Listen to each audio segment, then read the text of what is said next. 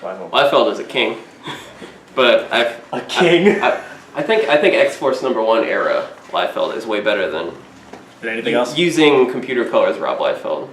Like, look through X-Force #1, and like the backgrounds are really insane, and they don't make any sense as like physical space, but they're really interesting to look at.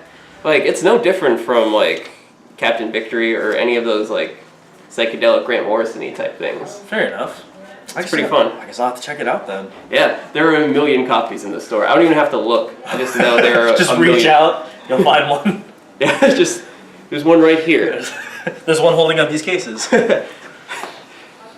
If I was running a shop, I would totally do that. Just slip an X-Force #1 anywhere, like in a customer's pull list. Like, oh no, it's free. Yeah, just take it. Do you think? You're not paying for that. That would be a great conversation piece. Oh, I really love your shop. Well, what you really love about this shop is X-Force #1. Just anytime. Do you have any recommendations for like someone who's really into like Adventure Time? X-Force #1. I have a friend who just collects X-Force #1s. Like, anytime he sees one, he just buys it.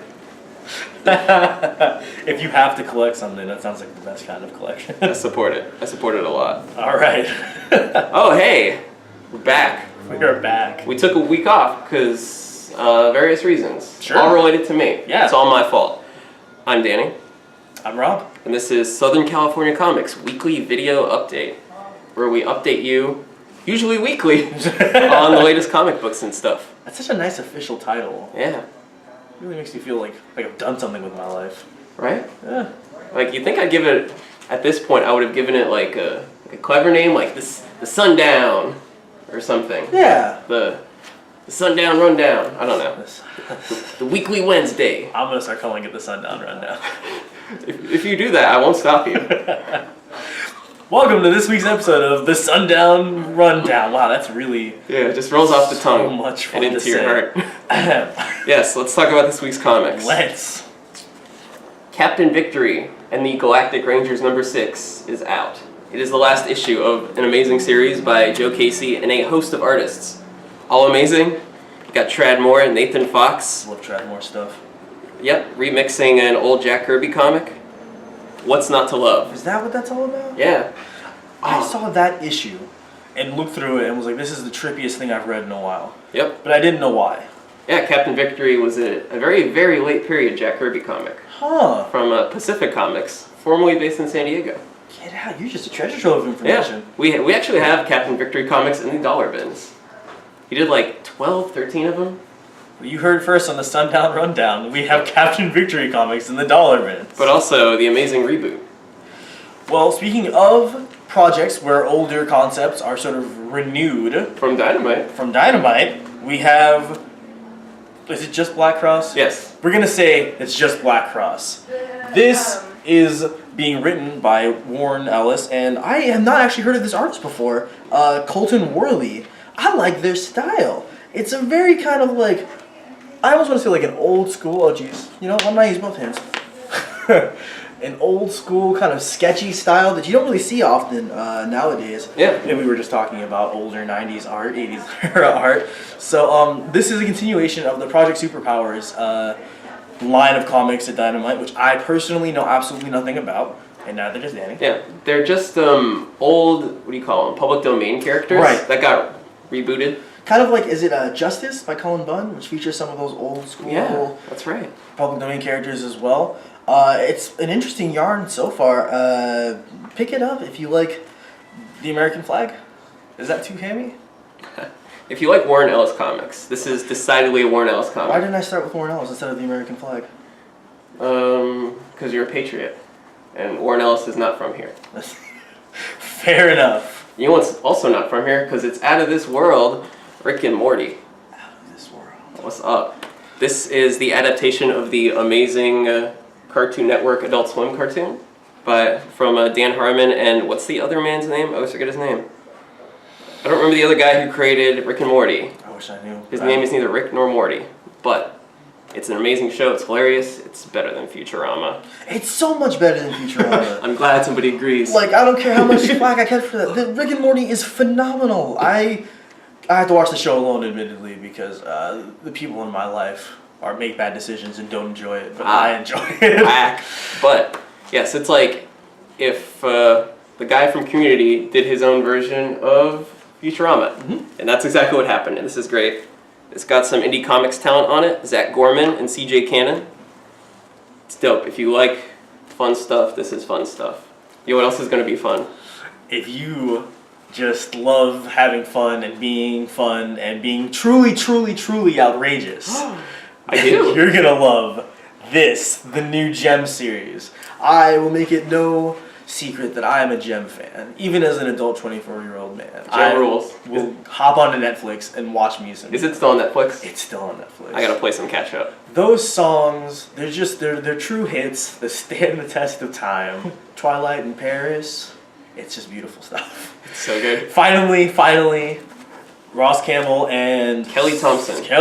That's right, it's Kelly Thompson, have brought this to the world of comics, as it's also being brought into the world of movies, right? They're making developing a movie. What is the word on that even? I don't know. It's been cast. I think they're shooting. Well, either way, the movie is coming, so take the time now, watch the Gem television show, read the Gem comics, you'll be all set. You can show off in front of your high school girlfriends. Speaking of high school and girls, yes! This is a great week for transitions. Usually we're awesome at them, but today we're great. Spider-Gwen number 3 is out. I feel like this is coming out every week at this point. I know, right? It's got a weird schedule, but it's great. It is great. Robbie Rodriguez, amazing artist. I picked up another one he's doing, the Federal Bureau of Physics. Yes. Correct? And I literally pick it up for his art. It's just so gorgeous. Yeah. Jason Latour, Robbie Rodriguez, Gwen Stacy as Spider-Man, Spider-Woman in an alternate universe. It's really fun. And you don't have to read anything else. Yeah!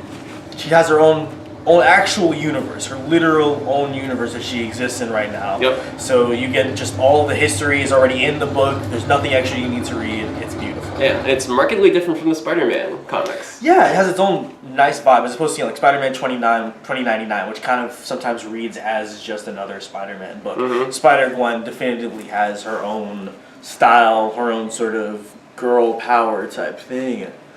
Speaking of girl power, this is working out so well.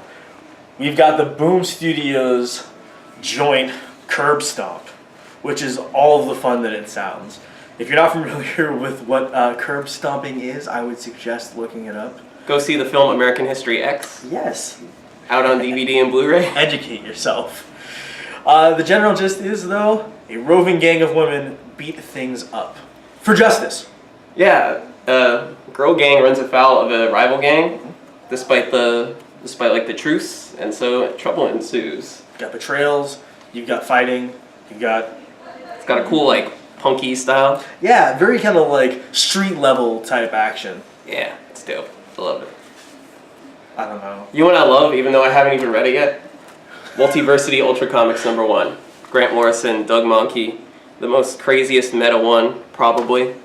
This is the one we know the least about. Yeah. It's the haunted comic they keep referring to in all the books, where right. if you read it, like maybe you die, maybe the universe gets destroyed. Generally bad things happen. Yeah, bad things happen. So this is the comic that they keep talking about, and it exists in our world.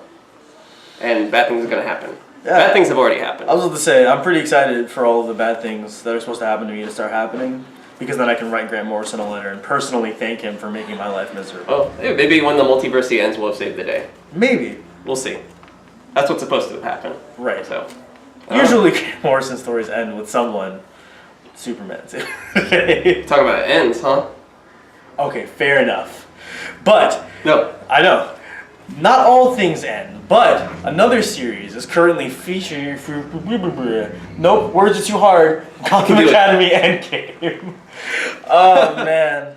Good enough. I just doesn't matter. So I believe we covered another one of these recently, or maybe I'm making that up. Batgirl Endgame, the silent one. Yes, the silent one. That's right. I did talk about it. So it was drawn by an actual Bengal tiger. Yes, but in France, Bengal tigers actually draw as well as be tigers. Yeah, it's a really amazing thing. I'm actually buying some art from said tiger. Oh, cool. Painted it with his own paws. There are no tigers in this issue, unfortunately, but there is a whole bunch of Gotham Academy funness. If you haven't been reading this series, use this as an opportunity to dip into it. Obviously, you're interested in the Endgame series because it's Batman and Batman Endgame, and you want to read it. Mm-hmm. So use this opportunity to see how the writers, Becky Cloonan, Cameron Stewart, Brendan Fletcher. how they utilize the characters, and like this is a fun series. It's sort of tonally, because it's the same writers, like Batgirl, in that it's a much more youthful crowd, much more happy times. Yeah. Everyone's high-fiving. Well, this one they'll be talking about the Joker, but they'll also probably be high-fiving a little bit. See, it looks like she's going in for a scary claw high-five. And I believe the Endgame special is a whole bunch of stories. It is. It's featuring art from a bunch of different artists.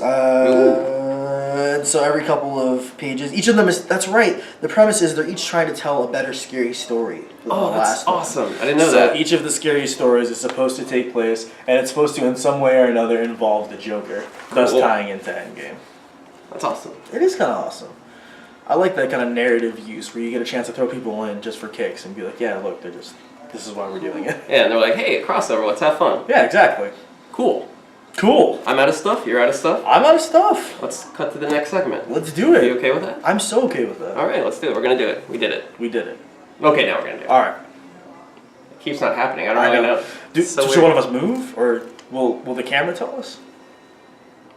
I don't know. I've never done this before. That's kind of hard. This is the reboot. Let's just stare at it. New versions of us will show. And we're back. Rob is gone. He had to do actual work. He got replaced with another new person. Yeah, hi, my name is Becky. I now work at SoCal Comics, and the comics I'm really interested is Iron Man, and interested in just like a lot of old school 80s, 90s sci-fi, action adventure type of comics. Cool. So, there's just so many. Yeah. So, yeah. Sounds good. Yeah. When did you start? Reading comics? Or Let's start. When did you start reading comics? I started reading comics probably at like 12. I started Awesome. reading comics. Nice. Yeah, so. What was your first? What was my first? Gosh, I can't remember. Probably the Archie comics. I do remember reading those. Nice. Yeah. People slam the Archie comics, but they're pretty I awesome. still love the Archie comics. Especially now. Yeah, my mom was like a huge fan of Archie, so she, I remember she would show me them and she'd be like, oh, I grew up on these, and I just started reading them. And then I started reading manga at 15. Awesome. And my first manga was One Pound Gospel by Oh. Rumiko Takahashi. Yeah. Very nice. Yes. So you like Archie and 80s sci-fi. Yes. Are you excited for the Archie Predator crossover? Ooh, I haven't really heard about that one yet. Yep. But really? They're crossing over with Predator. Oh, nice. And I think they're going to be on like vacation, like spring break, and then the Predator comes hunting them at like an island or something. Really? Yeah. Oh my gosh. Oh, I have to check that out. Nice. I have a preview in my bag. I'll show you later. Really? Yeah. Yes. See, the day just gets better. All right. When did you start working here? I started working here last Friday. Oh, awesome. You are fresh as a daisy. I am fresh, yeah. Today is my third day working here. Wow. Well, welcome. Thank you so much. Thank you. Definitely feel welcome. Awesome. So, All right. We'll see you next week. I'll be here. Maybe you'll be here. Who knows? I don't know. Rob might be here. I hope I'll be here because I definitely want to help you people out there find your comics, what you're interested in, or just talk all about that. So, Cool. all right. See you next week. Bye. Bye.